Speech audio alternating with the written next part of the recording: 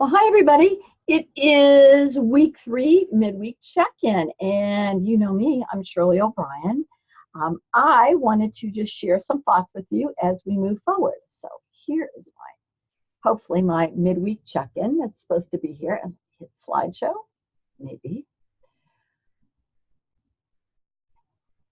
So this week we're talking lots about policy and how things work, and the readings from Birkeland really getting us thinking about agenda setting.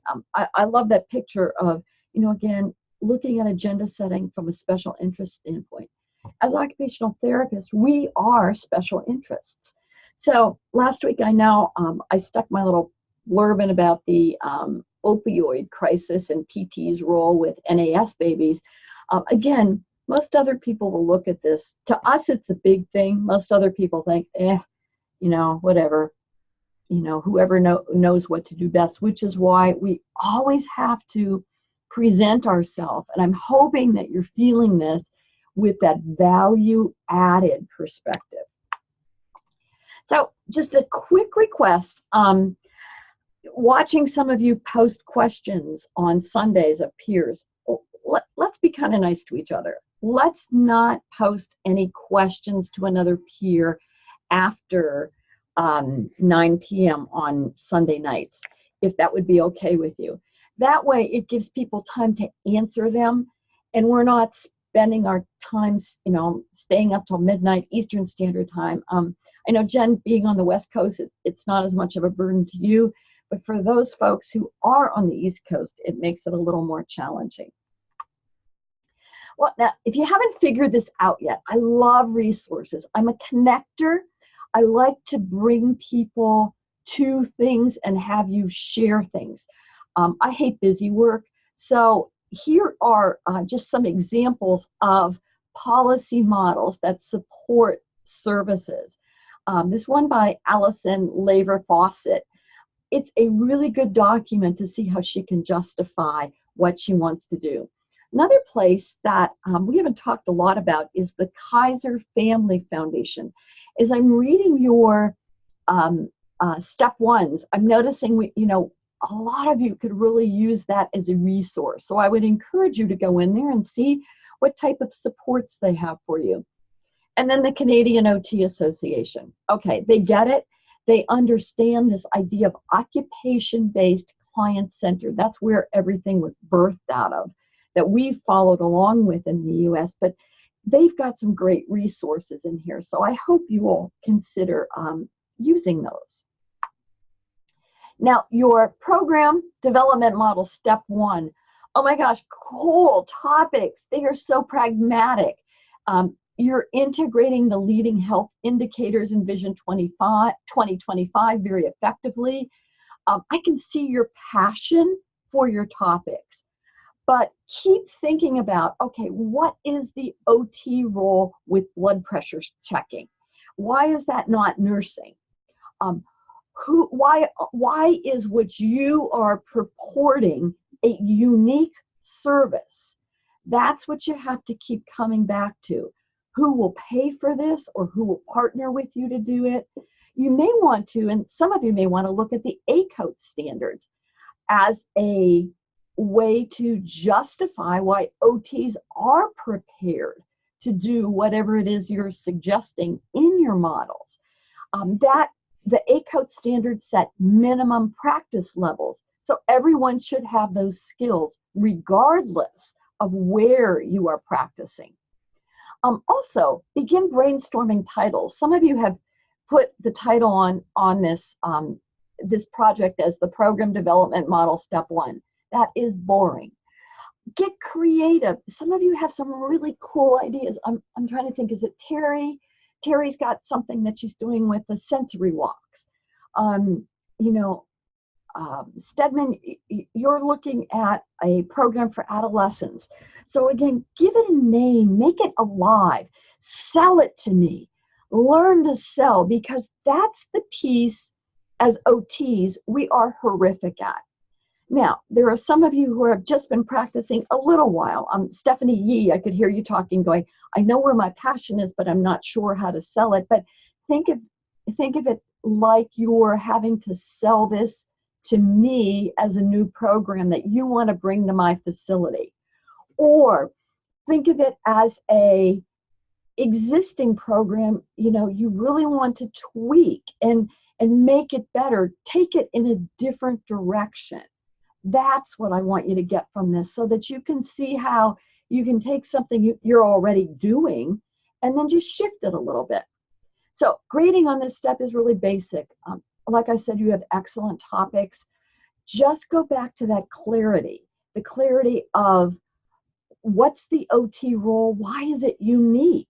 What do you really want to do? Don't get caught up in the lingo. And then feedback from peers. Be authentic, be supportive.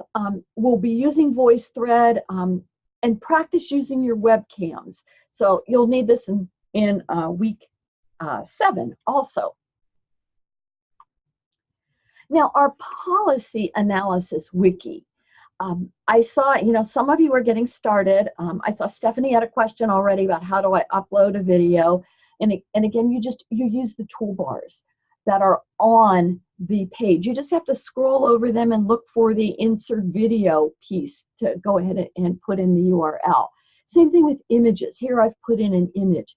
That's the cool part of wikis, because you move it out of text-based, which is paper. And right now, you're in an online program. Do you just want to read a bunch of text? Do you just want me to have you turning in papers? That's boring.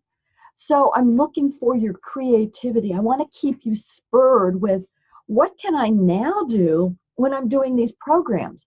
Because if you're going to sell a program to your facility, they don't want all this text-based junk. So think about that, and that's why I have it in there. Now, I don't remember who was it. It might have been Erica challenged everyone to talk about their communities for partnerships. Talk about them. So I thought, you guys may not know a lot about what I do. So right now, I am a part of Colonels Mentoring Colonels, and right now it's me and 2 GAs, because I lost the partner that I have in the residential life area. It was the assistant director. So right now it's floating, and sustainability is a little bit under question until some other hiring takes place. But I'm very fortunate that the program was developed by Caitlin Palmer. It was an idea in a class that she took as a master's student. She didn't like my assignment, so she said, this is what I think we need. She was an RA, and she saw all these sensory challenges for residents coming into the dorms, particularly students with autism, ADHD. And she said, she goes, we're getting challenged as RAs and residence hall coordinators to help these people negotiate not only their living arrangements, but then how to get active on campus, because they want to stay in their room. So here you can see, this is Macaulay. Most of the pictures that you can see of the students were OT students that were running the program. This was a social night we did. So we did make it and take it things. We were practicing stress relief here, I believe. There's another group over here that was doing yoga and exercise. Not sure what was going on this part. It was making little stress balls to take with you. And then the other part that I'm involved with is the Interdisciplinary Autism Certificate Program, which is a program for graduate students in OT, psychology, special education, and speech-language pathology. And we run a social skills group in the spring through the psychology clinic. It serves as a level 1 field work for 6 of our OT students. And here, we did going with the traditional parachute things. I was very careful not to show you any pictures or faces of any of the clients. You only get to see the OT and psych students here, along with Dr. Bundy and on the side, my counterpart in psychology. Now, every year we, from this group or from Colonels Mentoring Colonels, it's my goal to socialize students into disseminating and sharing the knowledge that they're gaining from research, because we embed the research in here. So we have some data. And we've been accepted every year at this regional conference. It's called OCALICON. You need to Google that one. It's really fun. And here you could see some of our collaborators. They're both from OT and Psych. And this was, I think, 2 years ago that we went. So what do I do in terms of community of partnerships? I'm using my university role to get out of the OT department to do something different. Along with trying to partner with people that I would work with on a team to develop courses and programming. In the Interdisciplinary Autism Certificate Program, I offer a course on sensory processing and occupation. And it's interdisciplinary, and it's usually one of the first times students ever work like you all are working online and in groups, and I mix the groups up so that they have to learn to defend their discipline. So that's just to kind of share also what I'm doing. Now, week 3 discussion board. Oh my gosh, great job about, the overall gestalt of what I was reading on what you've done is, where do you fit in the policy puzzle? You've talked about some great networks of support, and that we all need to get involved, and we all need to get more involved.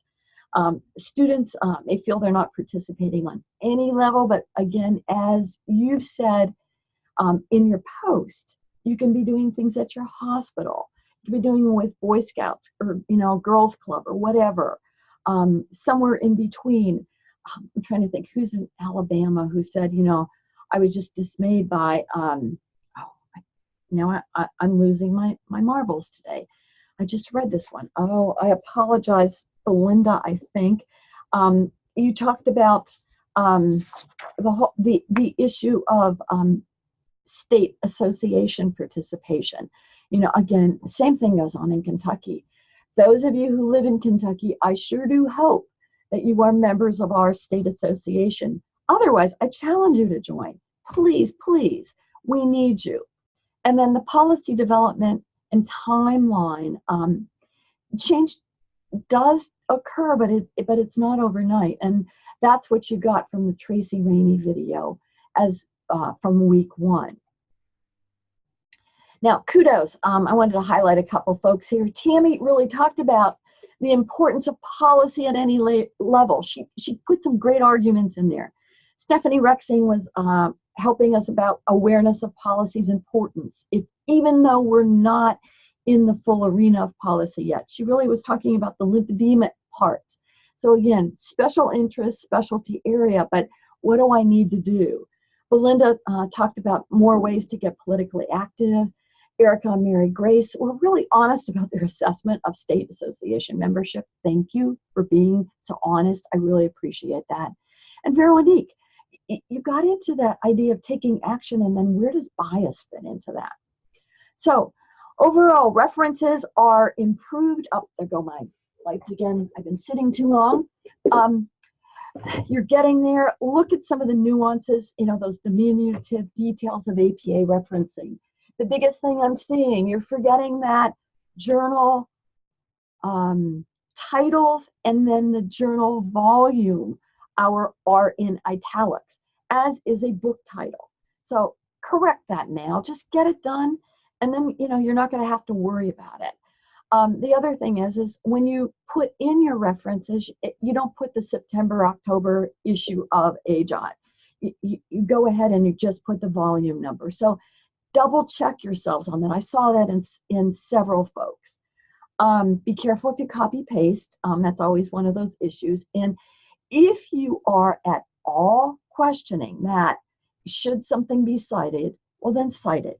You don't need to put in direct quotes, paraphrase. That's the other piece that I see is so many people will just go in and put in the direct quote to be safe. But you really need to move in your writing to paraphrasing, because you're going to need that for your capstones. So hear me now on that one. And those of you that are going to be moving closer to capstone need to think about that. Now, acronyms should be written out for the first time whenever you put it in a post, and then you could use AOTA as the example afterward. Now here's a discussion board challenge. It's like, uh, let's get out of the box, or out of the fishbowl here. Use your peers as support for policy changes and connections. Build new habits. Join your state associations. That's my challenge to you. And then start thinking about, well, where do we fit in? Just because we've been schooled in an area, and again, I'm an older therapist. Several of you talked about, you've got years of experience, and we weren't taught this when we came through our bachelor's programs. No, so we have to start thinking a little differently about our role and what our roles could be. For example, sleep coaches are the new trend. Is there a role for OT? Could be. There was a Wall Street Journal article that came out last year that I thought was really fun. Focus on supporting references.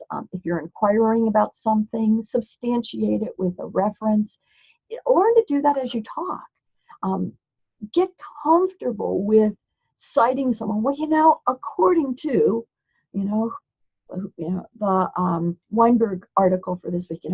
I read this great article by Weinberg, and that's kind of where we're thinking of moving policy. The other thing, sometimes I get a little crazy when I find references or resources, and it doesn't mean that you're doing anything wrong. I share a lot, and I just kind of push them out going, hey, here's some stuff that looks like your topic, so don't worry if I do that. I see things, and I read a lot.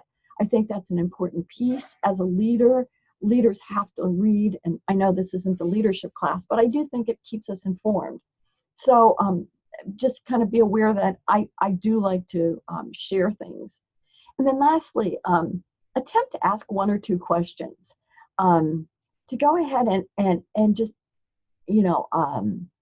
get discussion moving forward. I noticed, and it may have been because last week was Labor Day weekend, that some people kind of, you had plans and things, but really try to ask only one or two.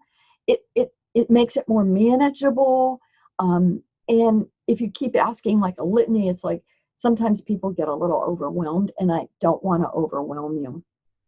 Vary your engagement. Again, I've talked about that. And I did hit on the 9 o'clock on Sundays, Eastern Standard Time, for question stopping asking. Now, next week is week 4. So please let me know what's working or not working to support your learning needs. Just shoot me an email. Tell me, where you are, what's going on, what can I do better, or, what error. Now, sometimes I pull up quotes, and I found this one on, it was a Pinterest board of quotes from Real Simple. Being happy isn't having everything in your life be perfect. Maybe it's about stringing together all the little things. In a policy class, you're starting to string together a lot of ideas. And I think you're seeing a new way, and it was so exciting to hear you talk about that, a new way of looking at what it is we do and how we could better be doing it. So just a quote to share with you. So I hope you have a great weekend. I did want to let you know, Kirsta Von Helens, our student representative, is doing well. She has moved inland in South Carolina. As some of you know, she lives in Charleston right now, and she's hoping to come home this weekend to where she resides. So I put up here the picture of Lindy Boggs, because it fits so well with our work this week. The AOTA gives a Lindy Boggs Award every year, and I was the recipient, I think it was like 1993. I try to make the picture really small because I've got my hair in a bow, when bows were really in. But probably this is one of the most valued awards that I have won in my career. I was first generation college. My family was not politically active. I didn't even, like many of you are talking this week, I had no idea what politics were. So when I got active in my state associations throughout my career, when I moved here and I was state president back in the 80s, the big task that we had before us was to get licensed. And so I learned the political process, how to move a bill through a legislature, how to see and be seen, so to speak, and how also to keep my mouth shut because I was a Yankee born and bred living in the South. So I just kind of share that because one of the things I got my award for was my political activity, because that's a political award, in Kentucky. And then when I moved to New Jersey, I did a similar thing in helping them to get organized and served in the Representative Assembly in New Jersey during the years I lived there. Then came back to Kentucky again and served as representative again here. So just to let you know, a lot of what I've done has been to get OT recognized within policy groups. And then last year, I got an award from ARC of Kentucky for my, I guess my initiatives that I've been working on with our autism certificate groups and our professional volunteering with the disability community. So I share that with you, not to boast, but just to kind of give you an idea of where my passion for this comes from. So week 4 materials will be posted tomorrow morning for our early birds. You all have a really, really great weekend. And as in every week, I will see you online.